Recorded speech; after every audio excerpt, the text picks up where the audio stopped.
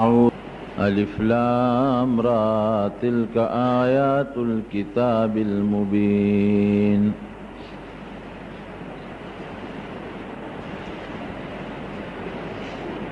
رب العالمین قرآن حکیم کے پدی صورت کے د عبرتونو او د خپلو د قدرت د نښو یو ډکې واقعې ذکر کوي او فرمایي تلک آیات الکتاب المبین، دا د هغه کتاب چې هغه د هرې خبرې صحیح وضاحت کوي، بیان کوي، د هغې آیاتونه دي. انا انزلناه قرآنا عربیا لعلکم تعقلون. قرآن حکیم میں اللہ فرمائی عرب ہوتا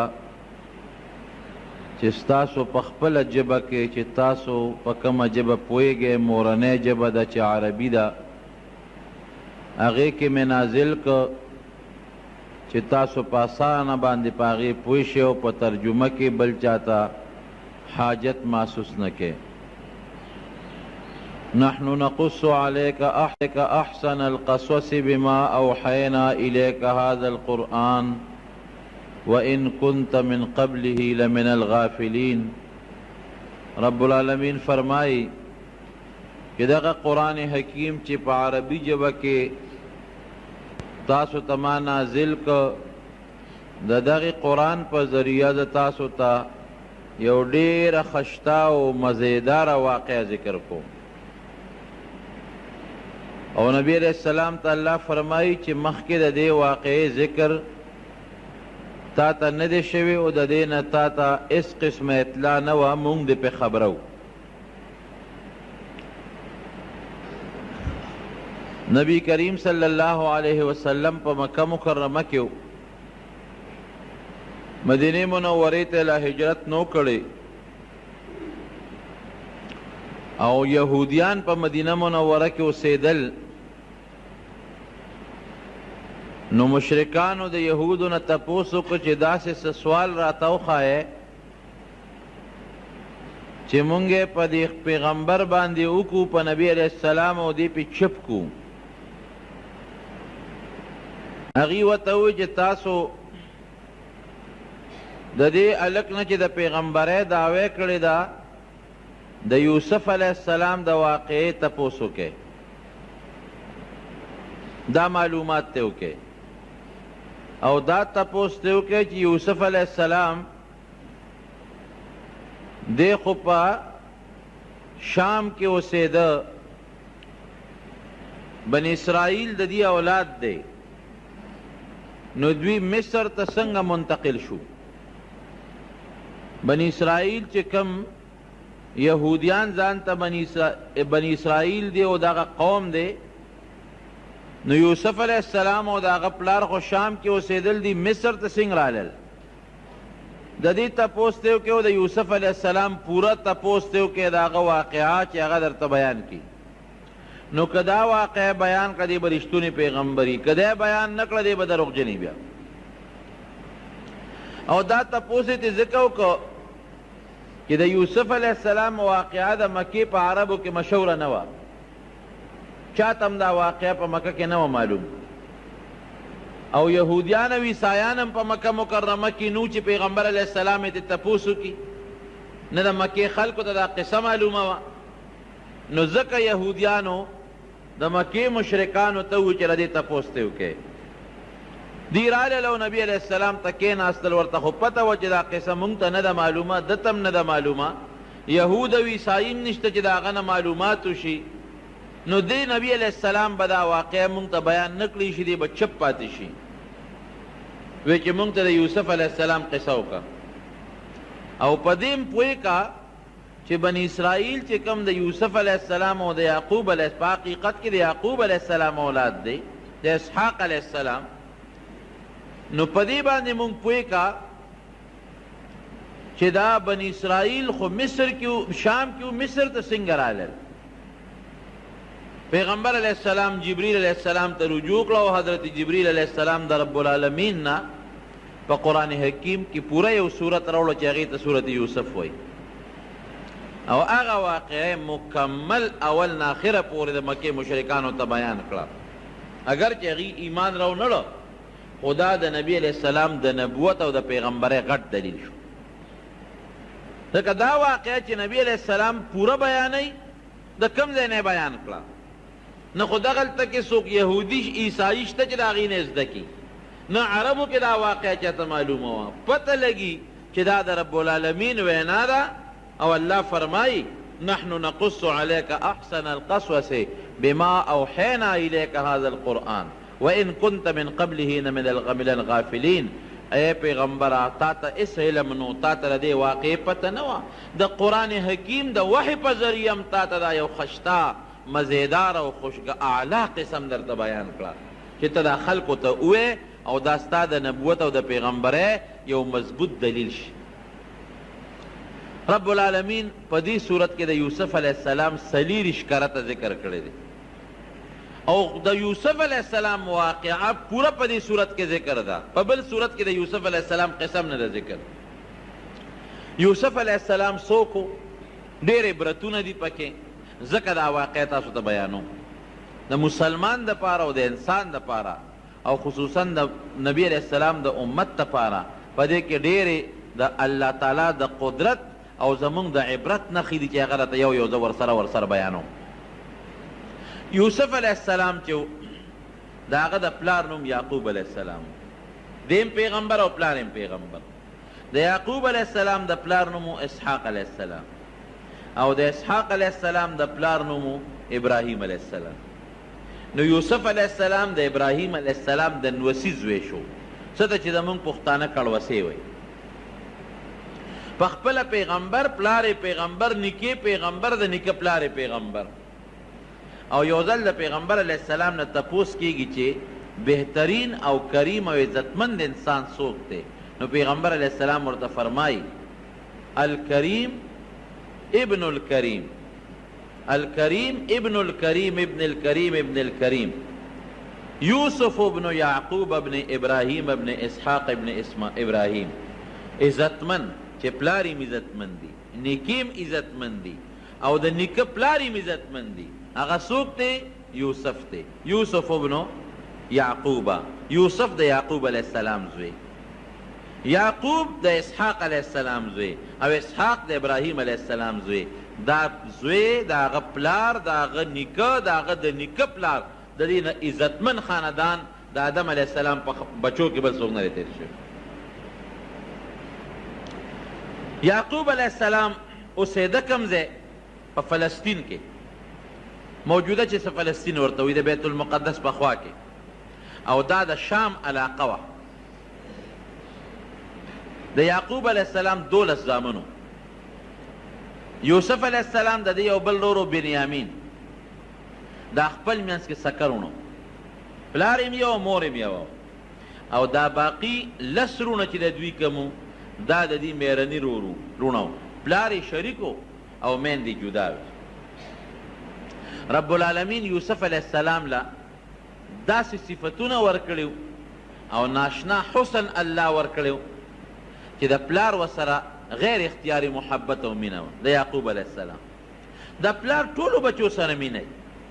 لیکن بعضې بچې قدرتي طور غیر اختیاري طور پلار ته نسبتا ګراني د نورو بچو په نسبت. نو کم محبت چې د اختیار نه باري د زړه مینه په هغې رب العالمین نیول نه کوي. نو یعقوب علیہ السلام ته خو پته و اخلاق ورته معلوم و د یوسف علیہ السلام، او دا یعقوب علیہ السلام خو پیغمبرم و، هغه ته دام پته و چې د ما دا نوسې، دا ما دا زوی یوسف ده کې هغه نښې دي صفتونه لري چې دنه به رب العالمین یو لوی سړی جوړوي، پیغمبر به ته الله جوړوي. په دې وجه ورسره مینه نور هم زیاته وه. او په کشرانو زامنو کې دا کشر زوی بل مور هم وفات شوې وه. د یوسف علیہ السلام خپله مور او د بنیامین خپله مور وفات وه، او بیا د دوی ترور د مور خور هغه یعقوب علیه السلام په نکاح غشتې وه. نو چې کم بچی د هغه مور مړی نسبتاً چې ښه پلاري نو هغه بچی ورته داسې بې کس او بې سوکه ښکاري، نو د پلار په زړه کې د هغه مینه محبت نورم زیاتي. نو سی خپل شرافت او اخلاق او خوبصورتي یې وه او پکې د پیغمبرۍ هغه نښې نښانې آثار سی مورم مړه وه. نو په دې نسبت د یعقوب علیه السلام د نورو بچو په نسبت د یوسف علیه السلام سره مینه زیاته وه. یو ځل یوسف علیه السلام راغی او د پلار ته بابا ما بیګا خوب ولید، انی رأیت 11 کوكبا والشمس والقمر رأیتهم لی ساجدین. د شپې مې خوب ولید 11 ستوري او نور او سپومې دا ما ته په سجده پرېوته. چې پلار ته خوب بیان که پلار خو پیغمبر اپوی شو، ورته وی بچې پام کوه ګورې دا خوب چاته بیان نه کړي. یا بنی لا تقصص رؤیاک علی اخوتک فیکیدوا لک کیدا ان الشیطان للانسان عدو مبین. بچې ګورې پام کوه چې دا خوب د دې رونو ته بیان نه کړي، ځکه هغه ته پته وه چې د ماره د نورو زامنو د یوسف علیه السلام سره حسد دی او بغض دی، او په دې وجه ورسره بغض و چې د پلار د سره مینه ولې زیاته ده، مونږ سره کم او د سره زیاته ده. پلار ورسره محبت ولې کوي، د ده ولې زیات خیال ساتي. نو بچی اسم په زړه کې در سره بغض دی، حسد دی، او که دا خوب دی ورته بیان که نو ګورې هغه بغض او حسد یې نورم زیاتېږي. هسې نه شیطان به یې درته ولمسوي دارونه او تا ته سازش جوړ نه کړي، سکیم درته جوړ نه کړي او ضرر درته ونه رسوي. اب پې پوه شو چې دا 11 ستوري خو دا 11 رونه دي او نور او سپومې د یوسف علیه السلام دا مور او پلار دي. لکه ترورې په نکاح غشتې وه پلار نو بس میره مورم مورې نو دا مور او پلار دا نور او سپومې او 11 ستوري دا دارونه دي. دا ټول به ستا د تعظیم او ستا د عزت طرف ته ټیټېږي او ستا عزت به کوي، دا به ټول ستا تابع کېږي په آخر وخت کې. نو بچې ګورې که دا خوب دی دې رونو ته ووایې، ورونو ته دا پته ولګېده چې موږ به آخر وخت کې د یوسف تابع کېږو، نو اسین در سره بغض او حسد دی، څه سکیم او سازش به درته جوړ کړي. لیکن دا خوب په یو طریقه د یوسف علیه السلام رونو ته ورسېد. چې هغې ته ورسېد هغې خپل منځ کې سره راغونډ شو 10 رونه، یو خو د خپل سکه دی نه زیاتي چې کوم 10 رونو هغه راغونډ شو او په خپل منځ کې میټینګ او مشوره شروع کړه. یاره د یوسف سره دی خو زمونږ رور دی، پلار مینه ډېره کوي، زمونږ په نسبت یې خیال ډېر ساتي او ډېر محبت ورسره کوي، ډېر یې ځان ته رانږدې کوي، دا خو زمونږ دا پلار ښه نه کوي. او دا فطري خبره ده چې د 2 یا 3 زامنې د انسان او پلار یو سره مینه کوي، د دې نورو بچو بیا پلار ته غوسه کېږي، مور ته غوسه کېږي چې ښه ادیم زوی دی او موږ دیم زامن یو، د هغه ډېر خیال ساتي زمونږ خیال نه ساتي، نو پلار ته یې غوسه کېږي او غرور ته هم غوسه کېږي. دا یو انسان کې فطرتاً یو سیس پروت دی، دا د انسان د فطرت تقاضا ده. نو هغه 10 رونه یې غوسه و چې ښه مونږ خو لا مخکې نه ورته غوسه و چې پلار ورسره مینه کوي، محبت ورسره کوي، ځان ته ډېر رانږدې کوي، او دا خو لا سبا به دې لوی سړی به د ده نه جوړېږي او موږ به ده ته سجدې کوو، موږ به ده ته ټیټېږو، د سلامونه به کوو، دا موږ نشو زغملی. ښه څه به کوو؟ یو ورور یې وی اچې مړی کړو، اخوا به یې بوځو او مړ به یې کړو. دې کې یو مشر ورور یهودا، دا د هغې 10 خپل ورور هغه ورته وی نه ګورې پام کوې مړی نه کړي، که کم از کم زمونږ مهرنی رور دی خو ورور خو هم دی که نه، پلار خو هم شریک دی، نو په وجلو هم نه پیردو کېږي، وجنو به نه نه وي خامخې وجنو. وی ګوری که مړم که نو خبره د مرګ نه پټېږي، خامخا 15 کاله 10 کاله 2 کاله 20 کاله هر کاله چې نو پته به وروستو لګي چې دې مونږ مړ که او زمونږ پلار پیغمبر هم دی، نو سبا به راته خیري وکړي، ازار به راته وکړي او یا زمونږ پته به ولګي، نو برباد او تباه به شو. وجنو خو یې نه، ښه بیا به ورسره څه کوو؟ وی داسې به وکړو چې ته لرې ځنګل ته به یې بوځو، هلته به یې په یو کوي کې ور وغورځو، بس مونږ به اخلاص شو، د قتل نه به مونږ بچ شو، په مونږ به د قتل الزام ونه لګي او د مرګ د ګناه نه به بچ شو، او کوي کې به یې وغورځو که چېرته چاره وویسته نو چاته به څه پته لګي چې دا څوک دی، وړي به، او که پکې مړ شو نو مړ دې شي پکې. د لاش به هم پته ونه لګي که دلته یې وجنو خو لاش یې معلومیږي بس کوی ته به یې غورځو خپل کار به کوي سره خالته به یې څنګ بوځو نو خپل منځ کې میټینګ وکړو پلار له رالل وی بابا مونږ تاله راغلي مونږ همیشه سیل کو او ښکار لځو چکر لګو او زمونږ دا کشر رور یوسف چې زمونږ ورسره ډېره مینه ده او ستا هم ډېر خوښ دی دیم دې دله مونږ بوځو چکر به پې ولګو منډې ترړې به ووایي ښکار به وکړي خوشحاله به شي پلار ورته وي نه بچې دې خو زه نه پرېږدم ځان نه یې نه جدا کوم بیا وله رالل بابا نه مونږ سره به دې خامخا پرېږدې او دې مونږ لازمن بوځو او ته په مونږ یارېږي چې دته به مونږ څه ضرر ورسو دا زمونږ رور نه دی ته زمونږ پلار نه تا به مونږ خفه کوو دا خو زمونږ کشر دی زمونږ رور دی او مونږ غواړو چې دې مونږ بوځو چکر پې ولګو سیل پې وکړو یعقوب علیه السلام ورته وایي انی اخاف ان یأکله الذئب وانتم عنه غافلون بچې ګوره زه یارېږم هسې نه شرمخې ده نه ونه تښتئ شرمخې ونه خوري تاسو به په خپل سیل کې په منډو ترړو به یې غشي به ولې اسونه به ځغلوې او هسې نه چې زما دا بچې ده نه چې ته شرمخ ونه تښتئ شرمخې ونه خوري دا ولې یعقوب علیه السلام دا ټکې ولې و چې شرمخ به وتښتئ یو خو په دغې ځنګل او په علاقه کې شرمخان ډېر زیات او دویم د یعقوب علیه السلام دوی ته اشاره و چې تاسو شرمخان یې تاسو یې رانه ونه خورئ ګورئ تاسو شرمخان یې رانه ونه خورئ ماتې نه کې او یا په دې ځنګل علاقه کې شرمخان ډېر دي نو هسې نه شرمخې ونه تښتئ وی نه بابا هېڅ فکر چې ونه کې او دی به مونږ سره منډې ترړې وی چکرې به ولګئ او مونږ به حفاظت کوو په حفاظت به دله واپس راولو چې پلار یې پوره مجبور کړو نو دی یې ځان سره واغېسته دی د 12 یا د 14 کالو په دغه وخت کې یوسف علیه السلام ځان سره یې په مخه کړ نو د پلار په مخ کې خو به کله په یو مخ کولو او کله به په بل مخ کولو کله به اوچت که په غېږ کې به ونیوه او کله به بیا په ځمکه باندې کېنه او پلار ورسره بار ورته دې وجې نه بچو ګورې ډېر پې یارېږم تاسو خو زلمي خو زما د دې بچي به ګوره ډېر خیال ساتئ لسې مېرني روڼه او یو دیش بنیامین تې پاتې شو هغه وروسته دی لا ماشوم د پلار چې تر څو پورې ورته نظر و هغې پورې به یې دی کله یوې اوږې ته او کله بلې اوږې ته کله به یو ښکله او کله به بل ښکله خو چې کله د پلار د نظر نه غیب شو د اوږې نه یې ځمکې له راوبرو لته یې وله ورکړې دیکې یې وله ورکړې د وی ښه تاسو خو زه د پلار نه څونه په مینه راوستم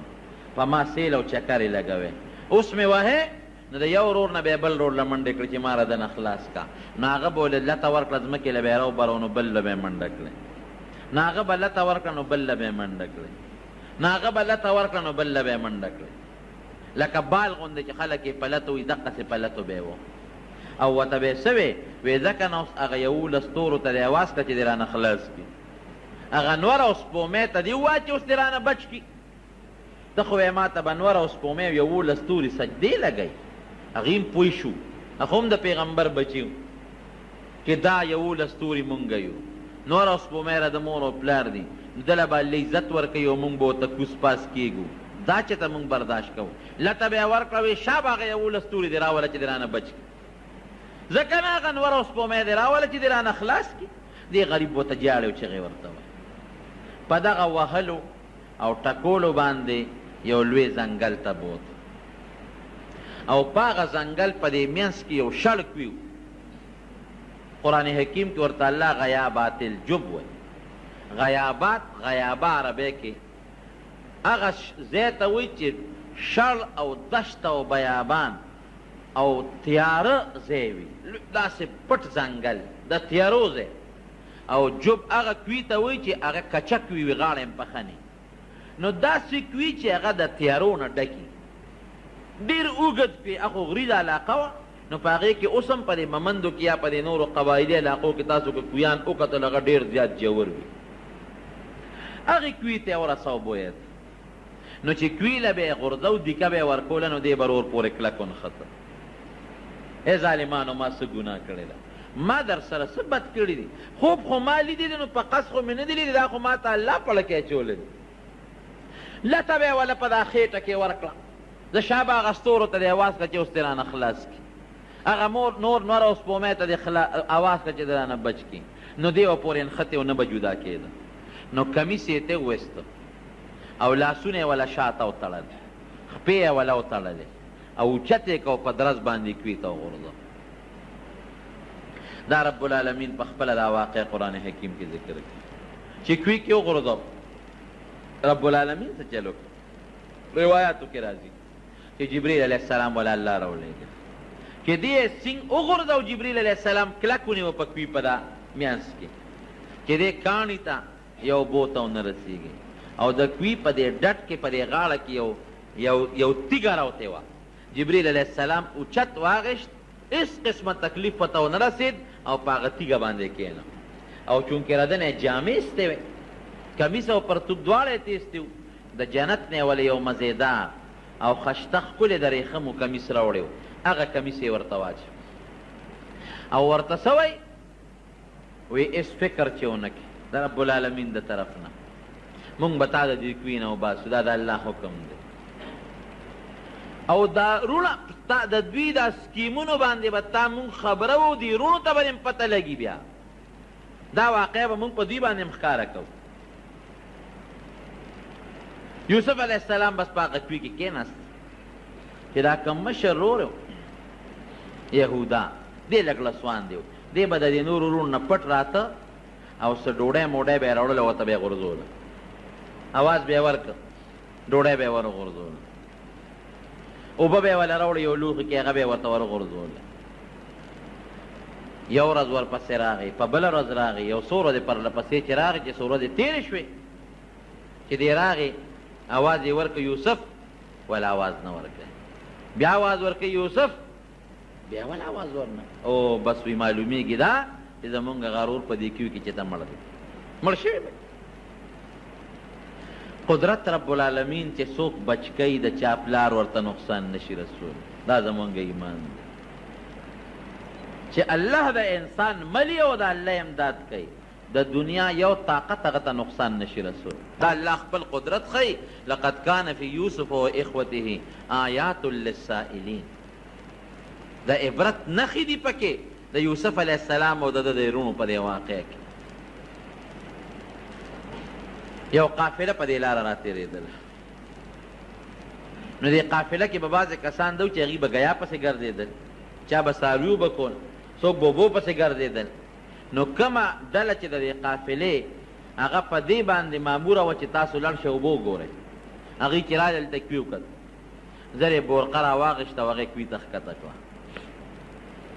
چې کوي ته یې بورقه ښکته کړله او بورقه ویښته ورسوله نو یوسف علیه السلام سره بورقه وجنګېدل بس پړي پورې دې کلک ونښته خو به غټه بورقه وه یو کس به نه شوه رایستی ابا په پنځو شپږو کسانو بلکې د دې نه په زیاتو به هغه بورقه خلکو رایسته اوس هم په دې اوږدو کویانو باندې غټې غټې بورقې وي چې دوی بورقه رایسته ده بورقه درنه ده خیر په ډېر زور او په وجودونه هم هغه زمانه کې د خلکو مضبوط پهلوانان په ډېر زور او په ډېر لوی طاقت باندې بورقه راوچته کړه چې راوچته یې کړه اوس یوسف علیه السلام ورپورې نښتې ښه مزېدار خشته ټیک ټاک جمدې روغ صحت والا چې راویې ویسته ورته یې وکتل یا بشرا هذا غلام او خوشحاله شو دا خو مزېدار خشته هلک دی ډېر جس خوشحاله شو یو خو په دې خوشحاله شو چې یو مزېدار خشته هلک راته الله راکړه او هغه زمانه د غلامانو وه غلامان به خلکو خرڅول یو خشته هلک دی زه بس دا به مونږ خرڅ کړو او بلا پیسې به پرې وګټو لاړل نورو ملګرو ته الو مونږ خو دغه د کوي نه په بورقه کې هلک یې نښتې دی هم راویست او ډېر خشته او خوبصورت هلک نور ملګري هم خبر کړ وی بس چپ شئ غږ مه کوئ به ځو یو ښار ته کومه طرف ته چې زمونږ قافله ځي او په هغه ښار کې به مونږ خرڅ کړو بلا پیسې به راله وګټو یهودا چې کوي ته ډوډۍ غورځوله دی یې ونه مونته یو خوا بل خوا یې منډې ترلې شروع کړې چې دې چا روغ کې دی او که مړ دی په دې کوي کې چا ورته څه کې یاره وی هسې ګرځم دلته خو څوک نه دي راغلی وی یو قافله هغه ځای کې ناسته ده چې چې دی ورغلی دی هغه قافلې والا هغې ته یې کتلي دي یوسف علیه السلام یې صحیح کړی بس ورمنډه یې کړی وی دا هلک مونږ له ماله راکړي هغې ورته وی دا خو هلک مونږ تاله نه درکړو وی نه دا زمونږ غلام دی زمونږ برایې دی او په یوسف علیه السلام یې دبه وکړه ګورې که ال دې ووایي نو دې د سرمن وباسو وجنو دې پرېږدو دی رونه یې خبر کړه او قافلې والا ته وایي چې دا زمونږ غلام دی او زمونږ نه دې تښتېده را تښتېده به دې کوې کې مې غورځولی دی او ډېر بد اخلاقه دی او ډېر بدخویه دی او غلا غلطي به یې زمونږ نه کوله مونږ له خپل غلام راکې قافلې والا ورته وایي نه مونږ یې نه درکوو خیر جوړه په دې وشوه چې دا به در باندې مونږ در خرڅ کړو بس قافلې والا وله 12 درهمه ورکړل او څوک 13 درهمه یادوي معمولي لږې پیسې وشروه بثمن بخس دراهم معدوده وكانوا فيه من الزاهدين په 13 یا په 12 درهمه باندې د خپل لور خرڅ کړه په قافلې والا پیسې یې واخېستې خپل منځ کې تقسیم کړې چې دوی کله پلار له لاړل د شپې ماسخوتن نو جړه انګولا ده او لویې چغې سورې دي د کلي خلک ورته راغلو چې څه چل دی وایي زمونږ غرور یوسف زمونږ نه شرمخ وتښته مړی پلار یې راووته خو پوه شو چې څه چل خو شته چې راووت بچو ولې جاړی وی بابا مونږ نه هغه ستا زوی یوسف چې دی نه هغه شرمخ وتښته او په یو روایت کې راځي چې یو شرمخ دوی را نیولی و هغه کې پړی اچولی او یعقوب علیه السلام لی راوسته وی شرمخ رانه ستا زوی وتښته وی شرمخ زما تاسو ته ما نه وي چې شرمخ زما زوی به دنه تښتی او تاسو به ترې غفلت کوئ وی نه بابا مونږ هم ډېرې منډې وایې دمه والې اخره کې دې ستړی شو جامو ته هم کښېنم نو مونږ منډې ترړې والې چې مونږ راتلو شرمخ دې تښتولی و بیا او شرمخ همدا دې رانیولی دی اوس چې ته ورسره څه کوې نو به ستا مخکې به دې شرمخ تا زوی شلولی دی او کمیس د ګډې یا د چیلې یا د اوسې په وینه کې لړلی و هغه یعقوب علیه السلام له ورکوي دا ستا د زوی کمیس دی او دا هغه وینه ده ستا د زوی دا هغه بچي مونږ څوک و شرمخ وتښتو مونږ خو یې خیال ساته یعقوب علیه السلام چې کمیس ته وکتل نو کمیس شلېدلی نه و ټیک ټاک و وی ډېر هوښیار شرمخ و چې زما زوی یې وجه و کمیس یې ترې روغېستی دی شرمخ خو چې هلک شلی خو کمیس د هغې نه مخکې شلی چیر پار کي نو دا دونه هوښیار شرمخ دی چې زما د زوی نه روغ کمیس وویسته او بیا زما زوی خوړلی دی او دا شرمخ ته وی او وی وایه شرمخه دا د پیغمبر معجزه په هغه ذات د ستا قسم یې رښتیا وه چې کوم ذات ته پیدا کړی و دا دواړه جهانه پیدا کړي دي زما زوی دی ولې خوړه وی شرمخ ورسره خبرې شروع کړې چې یعقوب دا زامن دی دروغ وایي زه دوی په جال ښکار کړم او رب العالمین په مونږ حیواناتو د پیغمبرانو د هغې د بچو وینې او غوښې حرامې کړي دي دروغ وایي دروغ قال بل سولت لكم انفسكم امري انفسكم فصبر جميل والله المستعان على ما تصفون بس وی لده ته یو خبره خشته کړې وه او زما زویم زمانه غیب کوم زه به صبر کوم او رب العالمین چې دی ابه ما سره په دې کې امداد کوي یعقوب علیه السلام د خپل بچي پسې جړل دومره د زوی پسې وجړل چې سترګې د جړا د وجې نه ړندې شوې وابیدت عیناه وهو کظیم زړې د غم د وجې نه او سترګې د جړا د وجې نه مکمل ړندې شوې نظر یې لاړ ختم شو او هر وخت به الله ته جړل چې یا الله زما بچي یوسف خو ما سره میلاو الله ورسره وعده کړې وه دی تمه و چې ماله به د خپل بچی الله راولي خو کله به راولي 1 کال پس 2 کاله پس 3 کاله پس 10 کاله پس او څه پته لګي چې زما په بچي به څه ژوند تېرېږي د چا غلامۍ کې به ګډه چیلی به سره کم ځای به نور ته به سوري ته به هوا ته به یخنۍ ته به ګرمۍ ته به دا خو ډېره ګرانه خبره ده الله تعالی دې مسلمان د دې صدمې نه وساتي قافلې والا یوسف علیه السلام بوته مصر ته د مصر ښار د مصر په ښار کې خرڅو نو چې خرڅو یې نو بولی پې شروع شو نو چې نبی علیه السلام فرمایي چې رب العالمین د دې دنیا نیم حسن ورکړو دی به څونه خشته بل پکې خشته او صاف الله ښودي، خشته اخلاق پکې الله ښودي، نو بولی پې شروع شوه. نو قیمت یې دې حد ته ورسېده چې یو سړي پکې یو سوداګر وی چې د ده دې به په تله کې واچو، نو چې څومره سره زر د ده د وزن برابري په هغې ظالم دې حد ته قیمت ورسېد. په لاره باندې د مصر وزیر خزانه تېرېده، عزیز مصر، چې هغو قتل بولی شروع ده، خلک صفتونه هم کوي، تماشې هم خلک راغلی دي. هلکه وایي څه چل دی؟ وایي دا یو قافلې والا چېرته یو غلام راوستی دی خرڅوي دی، دا دومره ګڼه ګوڼه دا ده څه ده؟ وی هغه ډېر زیات خشته هلک دی، ډېر خوبصورته دی او ډېر ښو اوصافو والا دی، نو د هغه قیمت چا سره نه برابرېږي او بولي پې شروع ده. چې عزیز مصر د مصر وزیر خزانه ورغې ورته یې وکتل، قدرتي د ده مینه ورسره رب العالمین پیدا کړي. اوس الله څه کوي؟ د پیغمبر د غیږ نه الله کوي ته ورسوه.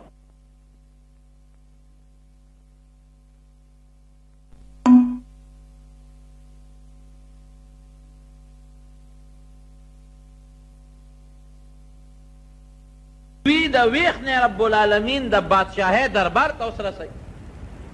ګوره الله چې څه کوي د انسان په عقل کې نه تېرېږي. بهر کیف چې دی بادشاه ورته وکتل، محبت پیدا شو. وی څونه ته بولي ورسېدله؟ وی دا مخامخ سوداګر اخلي او دی وایي چې د دې په تله کې باچوم او چې څومره سره زر د ده سره په تله کې په وزن کې برابرېږي په هغه یې اخلي. وزیر خزانه وی عزیز مصر، وی زه د دې نه پر زیات والم. وی په څو یې اخلي؟ وی چې دا مالک یې څومره غواړي په هغه یې ده،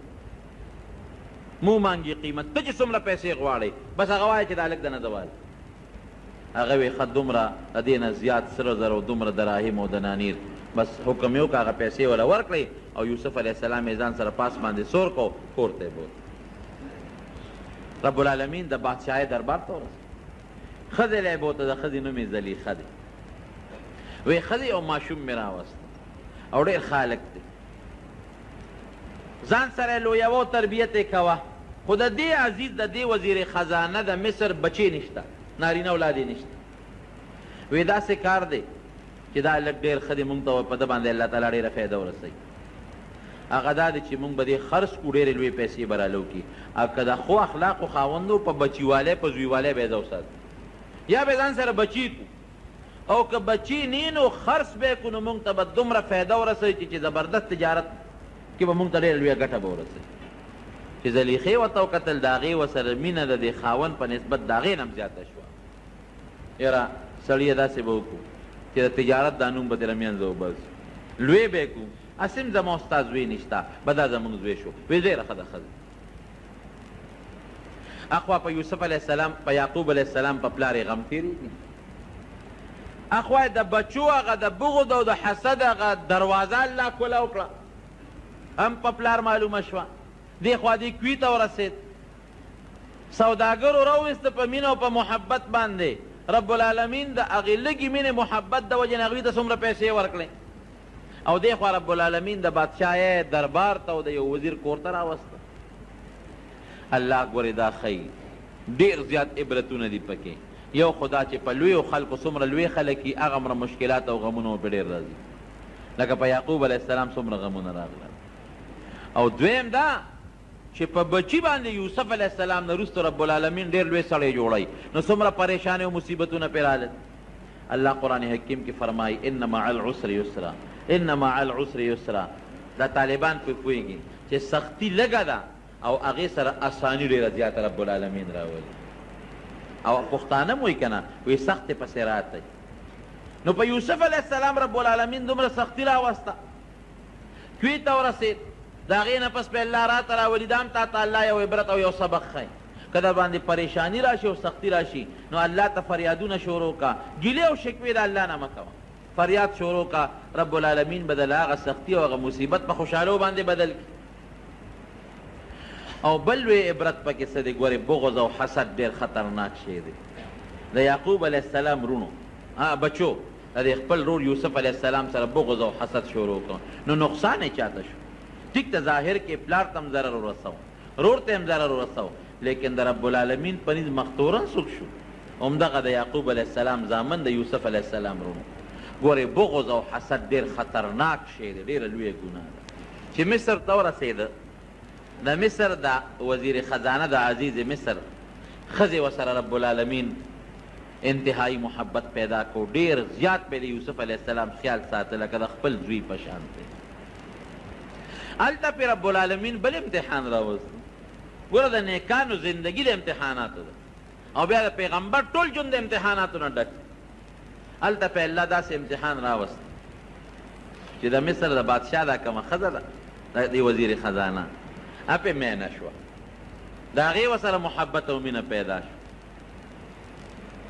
یوسف علیه السلام به ترې ځان ساته. یو ځل هغې سکیم او سازش جوړ کړ، د هغې محل او په هغې هم ډېر خوبصورته ښځه په هغه محل په 7 دروازو دننه یو کمره وه. اوس هم د دې لویو خلکو چې کوم محلات دي لاول یو ګیټ ورپسې بله دروازه یي ورپسې بله دروازه یي، نو په 7 ګیټو په 7 دروازو کې دننه د هغې ځان له یو کوټه وه، هغې ته یوسف علیه السلام دننه کړي او دروازې یې ټولې جرنده کړي او ځان یې ورته ښایسته خوبصورته ډولې کړي. ورته وایي یوسفه دا ویښته دې څونه ښایسته او مزېدار دي، وی که مړ شم د ټولو نه مخکې به دا ویښته رانه دوړېږي. وی سترګې دې څومره ښایسته دي، وی که مړ شم دا به اوبه شي په دې سینه به مې روبېږي. وی دا سرمنه وجود دې څومره ښایسته او خوبصورته دی، وی که سا رانه وته دا به چینجي ونیسي او بین به کوي. ګوره څونه ښایسته جوابونه یې وله ورکړل چې نه زه په ویښتو نازېږم نه په سترګو نازېږم او نه په دې وجود نازېږم. دا حقیقت دی. ګوره ناګانه زلیخې ورته لاس واچو، چې لاس ورته زلیخې واچو رب العالمین قرآن حکیم کې فرمایي ولقد همت به وراودته التي هو في بيتها عن نفسه وغلقت الابواب. د کمې ښځې په کور کې چې یوسف علیه السلام اوسېده هغې ته د ګناه مطالبه وکړه او دروازې یې بندې کړې، ابواب جمع د دروازې یې بندې کړې. وقالت هیت لک، مطالبه یې وکړه او ورته څه وایي قال معاذ الله انه ربي احسن مثواي. پام کو د الله نه یریږم، د الله نه پنۍ غواړم. حالانکې زلمی دی، ځوان دی، د پیغمبر طاقت هم مضبوطي، ښځه هم د بادشاه ښځه ده، هم خوبصورته ده، هېڅوک هم نشته، میدان هم خالی دی. وی د الله نه یریږم، د الله نه د الله په ذات د دې ګناه نه پناه غواړم. او یو حدیث پاک کې راځي چې رب العالمین دغه وخت کې یعقوب علیه السلام ورته را مخامخ کړ او په دې سینه کې داسې یو غزار وله ورکړ. بهر کیف هر څه چې خو رب العالمین د یوسف علیه السلام په زړه کې د هغه ګناه نه، پیغمبر د ګناه نه محفوظ وي، ښه د نبوت نه مخکې هم الله د ګناه نه ساتي او د نبوت نه وروسته هم. چې دې لاس ور واچو هغه ته یې منډه کړې، چې منډه یې کړې قدرتي ورته دروازه کوله شو. ګوره د ګناه نه چې ځان ساتي الله به د امداد کوي. چې منډه یې کړې بله دروازه کوله شو، وواړه دروازې ته به ویې ګني چا ورته کوله وکړې، خو چې بار اووت د دې زلیخې خاوند ولاړو او شاته نه دې ونیو کمیس یې وله وشلو، د شا دا لمنې ته وشلو چې څنګه. او دا زلیخه ورپسې ده، هغه خپلو ناروا او هغه خپل خواهش په مخه اخیستې، دا ورپسې منډه ده او دې ته مخکې دی لمنې ته وشلو. خو چې دواړه ووتل د بادشاه اوس عزیز مصر مخامخ ولاړ دی چې هغو قتل اوهو دا د ما ښځه څه کوي،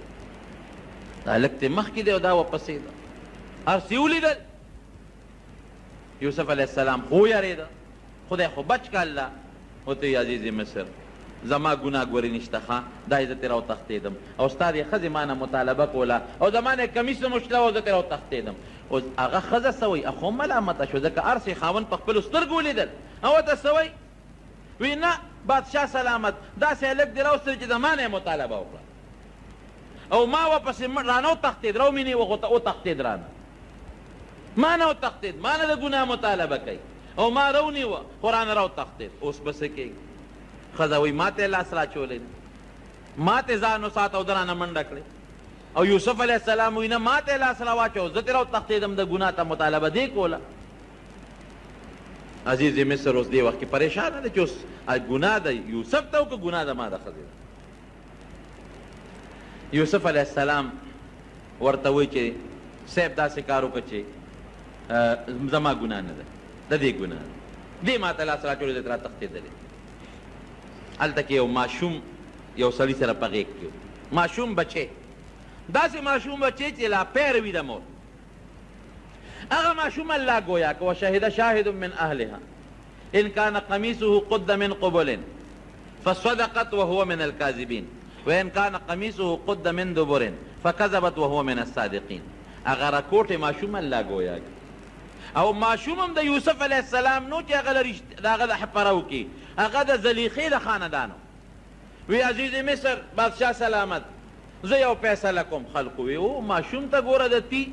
او د هغه خبرو ته ګوره ټولو ورته مخکې ته څه فیصله کې وی د یوسف کمیس وګورئ که کمیس لمنې مخکنه شلېدلې وه نو بیا دې دروغجن دی او زلیخه رښتونې ده ځکه مخکې کمیس خو هله شلېږي چې ده حمله کړې ده په زلیخې او د هغې له نو هغې به تې جامې شلولي چې ما ته مه رانږدې کېږه او که کمیس یې لمن شاته شلېدلي نو معلومیږي دا چې غلطي د زلیخې ده او یوسف ګورې پاک دی زه چې تا سره جګړه کوم او زما کمیس شلېږي د مخې به شلېږي او چې ته راپسې نښلې او زه درنه منډه وامه نو چې ستا غلطي نو بیا به زما لمن شلېږي وګورئ لمن مخکنی شلېدلې ده او که وروستنی شلېدلې ده فلما رأى قميصه قد من دبر قال انه من كيدكن ان كيدكن عظيم او چې کمیس ته یې وکتل شاته لمن شلېدلې وه ماشوم خو رښتیا وایي که چرتې زلیخې غلطي د یوسف و تا ته یې لاس اچولی وې د مخکې ګریوان به شلېدلی و دا خو د شاته لمن شلېدلې ده معلومیږي دا چې تا لاس ور اچولی و دنه نه منډه والی ده انکې ستاسو سکیم و مکر چې دی دا ډېر خطرناک دی ده ماډو غږ ونه که خو مې داسې قسمه خلک په ښځو کمزوري وي یو ټکې ووې یوسف اعرض عن هذا واستغفري لذنبك انك كنت من الخاطئین یوسف علیہ السلام ته وای ای یوسفه پام کو دا خبره بار مشوره نه کې ګورې ځکه اوس به خلک تا نه تپوسونه کوي ته به وایې چې زلیقې ما نه د غلطو مطالبه کړې ده نو پام کوه دا خبره بار ونه باسې او ښځې ته څه وایي اوس په کار ده چې ښځې له سزا ورکړې وې یوسف علیه السلام ته وایي ګورې پام کوه چا ته غږ ونه کړې څوک خبرې نه خبر نه کې نوره بې عزتي به مې وشي یوسف اعرض عن هذا او ښځې ته وایي بس چې څه دې کړي دي غلطي دې کړې ده الله نه بخښنه غواړه اوس خو په کار دا وه چې ښځې ته یې کوتک نیولی وې یا سزا یې ورکړې وې نه نه کمزوری و غریب شته که دې زمانه کې هم په ښځو کمزوري شته واستغفري لذنبک پام کوه وګورې بس خدای نه بخښنه غواړه یاره تاسو ډېر بې خونده ښځې یې ښه بس دونه ټکې یې ووایي ډېر بې خونده یې تاسو هغه دا خبره خو دغه ځای پورې فیصله شوه دلته فیصله شوه خبره یوسف علیه السلام ته بس دا وایي چې بس ته چپ شه نور به غږ نه کوې او ښځې ته وایي د الله نه بخښنه غواړه خبره مشهوره شوه دغه څو کسانو خو خبره واورېده او بادشاه عزیز مصر ویې ګورې غږ به نه کوې خبره مشهوره شوه چې خبره مشهوره شوه د مصر په ښځو کې او زلیخا دا ګوره د لوی وزیر ښځه ده او د یو خپل غلام نه د ناروا مطالبه کوي دوه غلطۍ دي یو خدا چې د دومره لوی سړي ښځه او ګناه طلب کول او دویم دا چې ګناه طلب کوي نو په کار دا وه چې ته د لوی سړي نه طلب کړی وې نو یو خو په خپل غلام باندې دا مینېږي یو غلام نه دا د ګناه مطالبه کوي دا خو ډېره بېکاره ښځه ده د دې اړه ته خو دا محبت ډېر دننه ننوتی دی دا خپل ځان ته نه ګوري او خپل غلام ته نه ګوري چې د ناروا مطالبه کوي نو پکار ده چې د وزیر نه یې کړی وی نو خپل غلام او د مرئي نه مطالبه کوي ښځو په مخه واغېشته پراپېګنډې شروع شي د وزیرانو ښځو د مشیرانو ښځو د افسرانو ښځو دا پراپېګنډې شروع کړو خو چې دا پوه شوه چې دا خو زما خلاف پراپېګنډې شروع شوې بېعزتي مې کېږي کوڅه په کوڅه راپسې خبرې شروع دي نو دی اوس د دې نه پسې ځان خلاص کړم دی یو دعوت وکړ او هغې کې قسم قسم میوې کېښودې او د ټولو وزیرانو د غټو غټو افسرانو ښځو له دعوت ورکړه چې ټول راشي ټولې ښځې رالې بالښتونه یې ورته کېښودل هغې ته یې ډډې ووالې ښځو هم دا سوچو چې د عزیز مصر ښځې مونږ له ډوډۍ کړې ده اوس مشوره به کوي ټولې ښځې رالې ټولو کې د وزیرانو د مشیرانو د غټو غټو افسرانو ښځې ناستې دي، ډوډۍ ورته مخکې کېښوده، میوې ورته مخکې کېښودې، او ده هوښیاره وه زلیخا، چړې یې وله لاس کې ورکړې، ځکه دا میوې اوس هم خلک په چړو باندې پرې کوي، هغه زمانه کې هم دا رواج و. خو چې کله دې کېناستې او مزېدار بسترې او بالښتونه ورسه پراته دي، فلما سمعت بمکرهن ارسلت الیهن واعتدت لهن متکئا، غټ تکیاګاه یې جوړه کړه، او وآتت کل واحدة منهن سکینا، الله فرمایي هر چا لاس کې چاړه ورکړه. وقالت اخرج علیهن، یوسف علیه السلام خو غلام عمره وی دې خو راځه پیوس. یوسف علیه السلام بهر په دروازه را دننه شو، غلام دی اوس حکم دی ورته د خپلې مالک سردارې، خو چې څنګه راننوت فلما رأینه اکبرنه، چې دې ښځو ورته وکتل یوسف علیه السلام ته، اوهو وړه کې ډېر لوی والی راغی، دا هغه غلام دی، یو ښځه یو ته وایي او بل ښځه بل ته وایي، او دا خو ډېر خشته دی، دا خو ډېر زیات خوبصورته دی. خو چې څنګه هغې ته وکتل نو قطعنا ایدیهن، د هغه میوو په ځای باندې چړې په دې خپلو ګوتو راښکلې، پوی نه شوې چې دا مونږ میوه پرې کوو او که مونږ ګوتې پرې کوو. د یوسف علیه السلام هغه حسن پې داسې غالب شو، داسې چې بس په ځان پوی نه شو، د میوې په ځای ګوتې ځان له کټ کړلې او په لاسونو باندې ځان له لاسونه زخمي کړل او سرمنو نه وینې روانې شوې. حاشا لله ما هذا بشرا، او الله خو ډېر لوی ذات دی، ډېر پاک دی، دا انسان نه دی، دا هلک دا فرشته ده، او په فرشتو کې هم ډېره د عزت او ډېره مزېدار او ډېره خشته او خوبصورته فرشته ده، د انسان نشي کېدی. لاسونه یې بلکل پرې کړل، د هغه د حسن نه دونه متاثر شوې، د انسان نه یې داسې فرشته معلومېږي، مقربه فرشته او عزتمنده فرشته معلومېږي. زلیخه دغه ځای کې ډاډه شوه، تاسو زه ملامته کولم، ما خو لاسونه لا نه دي پرې کړي، تاسو خو ګوتې پرې کړې، ما باندې خو دومره اثر نه دی شوی، ما خو ورته انسان ویلي دي، تاسو خو فرشته ورته ووې. بس فورا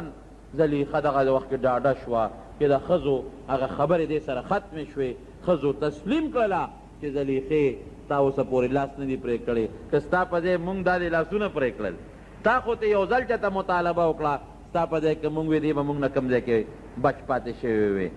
نو دا هغه ځای کې څه وایي، دا هغه ځای کې دې اعلان وکړو چې انا راودته عن نفسه فاستعصم، ما ته مطالبه کړې ده، بلکل ما ته مطالبه او طلب کړی دی. ډاډه شوه چې زه مجبور یم، خو ځان یې رانه بچ که، ولئن لم یفعل ما آمره لیسجنن ولیکونن من الخاسرین، که زما دا خبره او نه منله چې دا ما ته کومه مطالبه کړې ده، دا به خامخا یوسف علیه السلام زید سر ته رسوي، او که ویې نه منله نو جیل کې به یې چوم، او په جیل کې به لکه د ذلیلانو غوندې او تاوانیانو غوندې زندګي تېروي، نه یې پرېږدم جیل ته به ځي. बतासुला नासिर खान इस्लामी cassette house,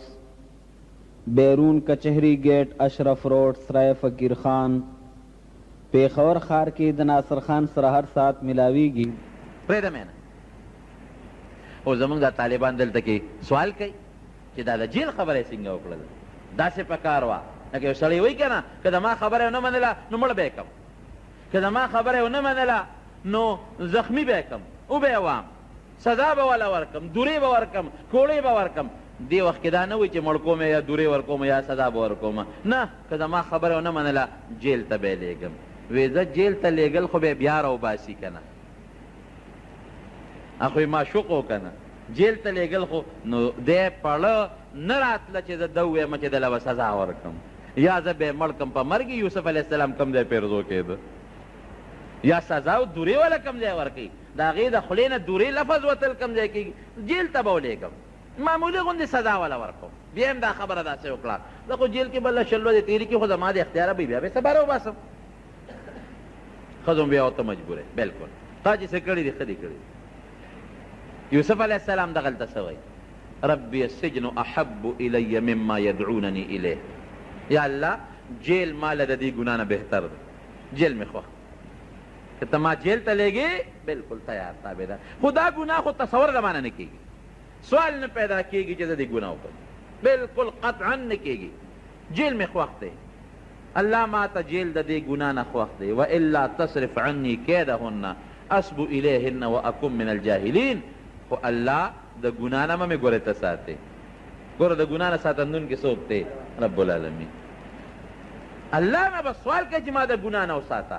ګنې شیطان درته دا ګناه داسې خشته کي چې سړی په ځان ورته بیا نه پوهېږي پردی مال هره ګناه چې وي نبی علیه السلام فرمایي دا شیطان سړي ته دا ګناه خشته کي مزینه کی ډوله کی او چې کوم عذاب د الله را طرف نه په ګناه مقرر دی هغه عذاب د انسان د ذهن نه وباسي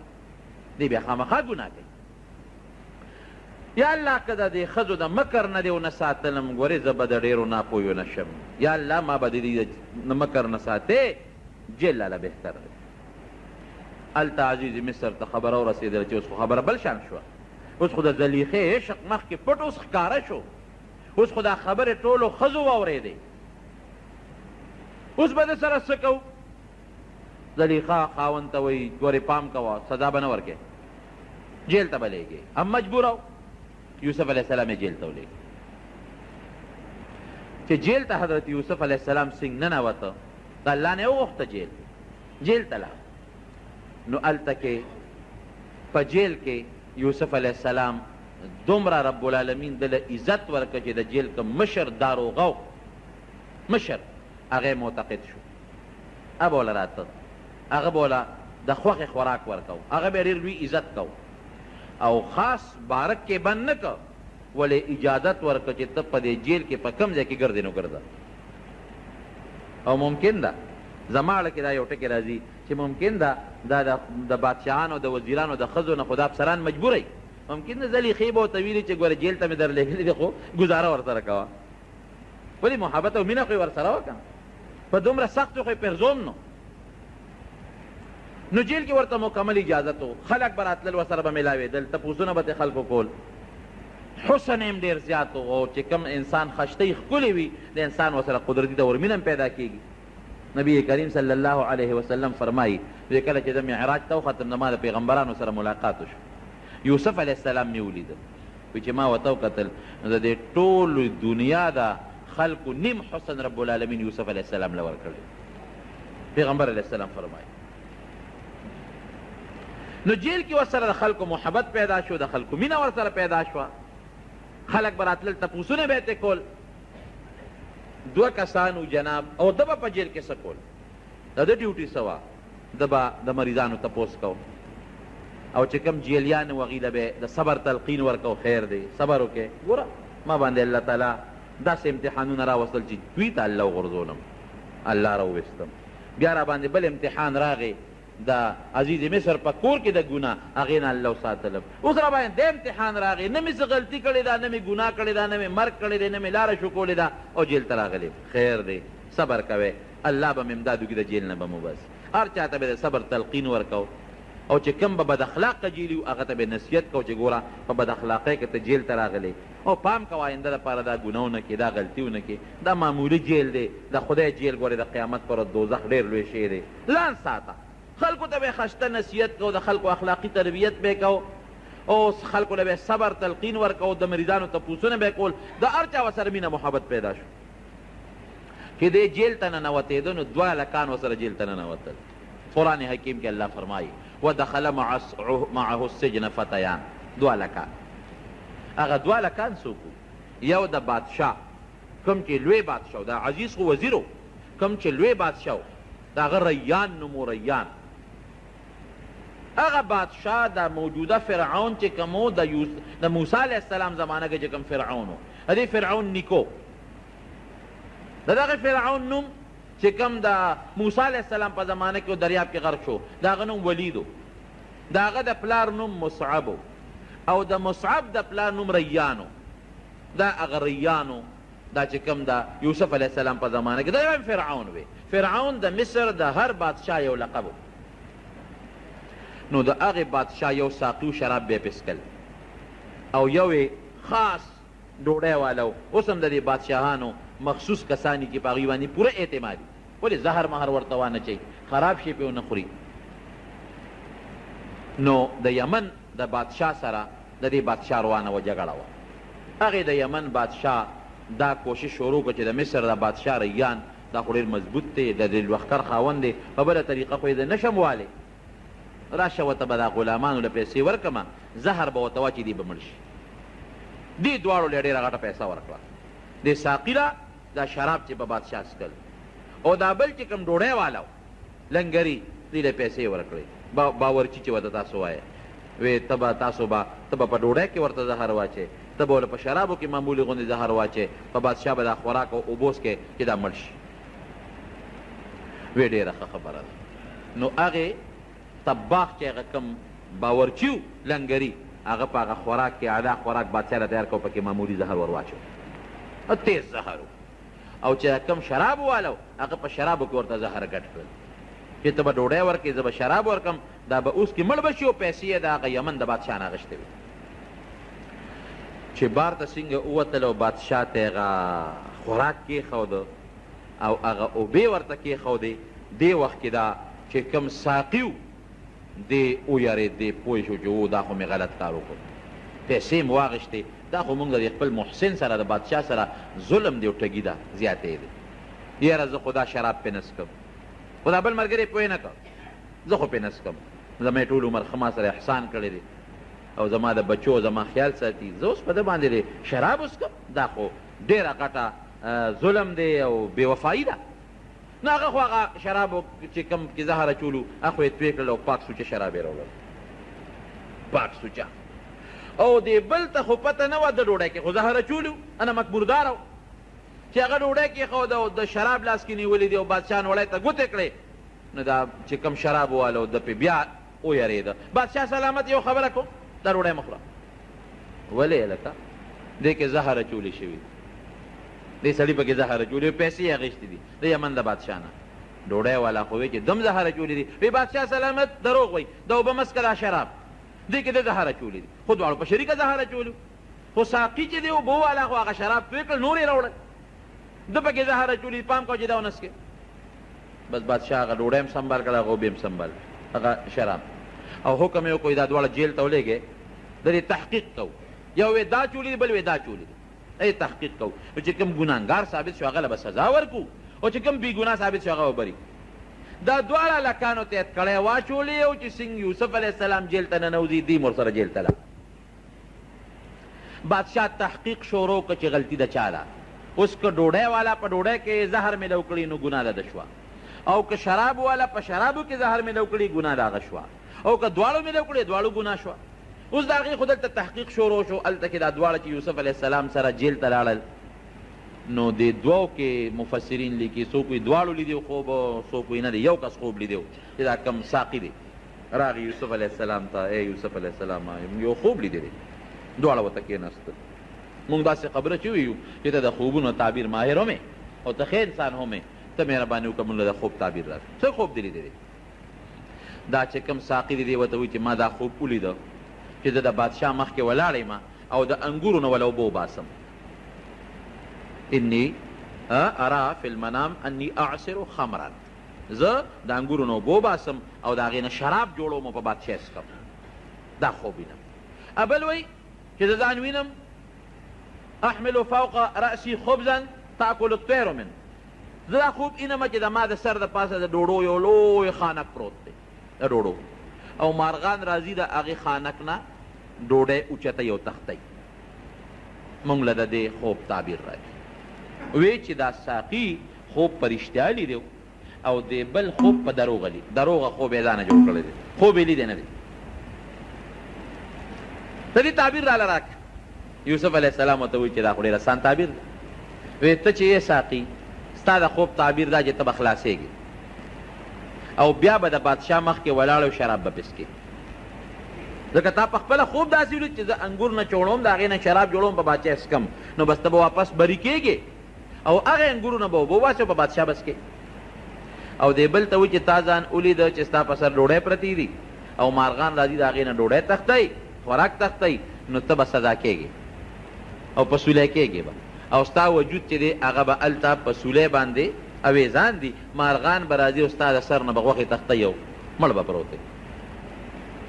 هغه څه وایي هغه لږه نه یاره وایي ما خو دروغ وایي ما خو خوب نه دی لیدلی دی بل خو ما لیدی دی هغه لیدی ما دروغ وې ما خوب نه دی لیدی خطا شوې یوسف علیه السلام ورته وایي چې که خوب دې لیدی دی او که نه دی لیدی خو چې کم تعبیر مې وویست همدقسې به د الله فیصله کېږي خوښه دې اوس خپله ده زمونږ علما دلته لیکي چې دروغ خوب به چرته نه بیانوي دروغ به نه جوړوي او کم انسان چې دروغ خوب جوړ کو په دروغه د قیامت په ورځ به رب العالمین دله په لاس کې دوه اوربشې ورکړي دوه اوربشې او دته به وایي شابه دا اوربشې یو بل سره غوټه کا نو اوربشې څوک دوه یو بل سره غوټه کولی شي اوربشو له به څنګه غوټه ورکړي د غنم دانې دواړه یو بل سره څوک غوټه کولی شي او فرشته به ولاړ ابه وایي شابه غوټه کا دی غوټه ورکول نه شي او تر څو چې دی نه شي ورکولی فرشته به ورله سزا ورکوي وهي به دا ډېره خطرناکه ګناه ده نبی علیہ السلام دې ته په دروغو کې خطرناک دروغ ویلي دي چې څوک د ځانه خوب جوړوي ولې ځکه دا خوب د دې انسان د دماغ او زړه ته الله راچوي خوب څوک راچوي ښه خوب الله نو تا دا زه تا ته وایم چې دا خوب ما لیدلی څه مطلب چې دا الله د ماړه ته یو خبره راچولې ده او الله نی راچولې الله ستاړه ته خبره نی راچولې ورته وایي چې الله د ماړه ته خبره نو په الله رې دروغ ووایې که دروغ خوب خو دا مطلب ما خوب ولید نو خوب خدا ته الله پړه کې راچي او الله نی راچولې ته وایې خوب مې خو الله راته پړه کې خبره راواچوله نو چې الله نی راچولې او تا په الله دروغ وایې دا ډېر خطرناک دروغ دی نه ځان ساتی دویم دا چې خوب دی ولیده نو هغه چاته به خوب بیانې چې هغه دوه صفته لري یو د خوب په تعبیر پیږي دویم تا سره همدردي وي ګورې ولې که د خوب په تعبیر نه پوهېږي او هغه ته د خوب بیان که نو غلط تعبیر به وباسي نو همغسې به کېږي بیا او که یو سړي سره د همدردي نه وي در باندې زړه نه خفه کېږي او هغه ته د خوب بیان که اب هم دله غلط تعبیر وباسي نو بیا به همغسې کېږي هغسې به ولې کېږي یو حدیث کې راځي حدیث قدسی دی انا عند ظن عبدی بی نبی علیہ السلام فرمایي چې الله وایي چې په ما باندې بنده څنګه ګمان کوي زه همقسې یم نو تا خوب ولیده مثلا او د هغې خوب درته ما تعبیر بیان که